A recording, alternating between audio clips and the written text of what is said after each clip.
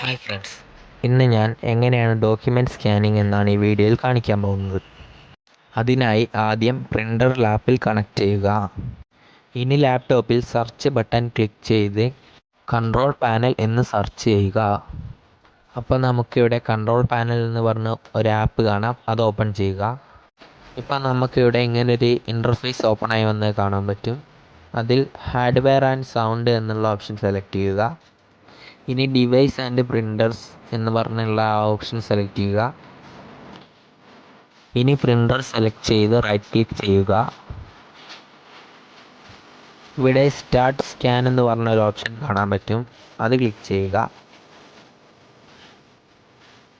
ഇനി നമുക്ക് സ്കാൻ ചെയ്യേണ്ട പേപ്പർ പ്രിൻ്ററിൽ ഇടാം.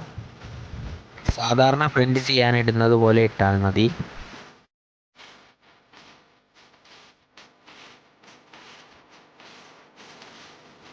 ഇനി ഇവിടെ പ്രിവ്യൂ എന്നൊരു ഓപ്ഷൻ കാണാം, അത് ക്ലിക്ക് ചെയ്യുക. ഇപ്പോൾ നമുക്കിവിടെ പേപ്പർ സ്കാനായി വരുന്നത് കാണാൻ സാധിക്കും. ഇനി നമുക്ക് ഇതിൽ ആവശ്യമുള്ള ഭാഗം മാത്രം ക്രോപ്പ് ചെയ്തെടുത്താൽ മതി. നമ്മളിവിടെ ക്ലിക്ക് ചെയ്ത് ഡ്രാഗ് ചെയ്താൽ ഇത് ക്രോപ്പായി വരും. ക്രോപ്പ് ചെയ്ത ശേഷം സ്കാൻ എന്നുള്ള ഓപ്ഷൻ സെലക്ട് ചെയ്യുക.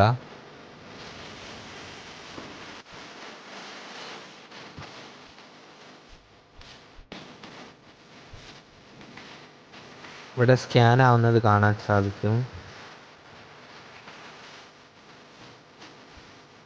ഇനി ഇവിടെ നെക്സ്റ്റ് എന്നുള്ള ഓപ്ഷൻ സെലക്ട് ചെയ്യുക. ഇവിടെ എൻ്റർ എ നെയിം എന്നൊരു കോളം കാണാൻ സാധിക്കും. അവിടെ നമുക്ക് ഈ ഫോട്ടോ സേവ് ചെയ്യുമ്പോൾ നെയിം ഇടണമെങ്കിൽ മാത്രം നെയിം ടൈപ്പ് ചെയ്ത് കൊടുക്കുക. ഇനി ഇമ്പോർട്ട് ഓപ്ഷൻ സെലക്ട് ചെയ്യുക.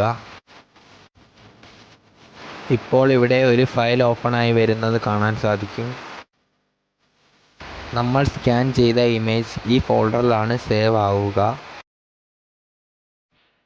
ഇന്നത്തെ വീഡിയോ ഇത്രയേ ഉള്ളൂ. അടുത്ത വീഡിയോയുമായി കാണാം. അതുവരേക്കും ടാറ്റാ ബൈ ബൈ.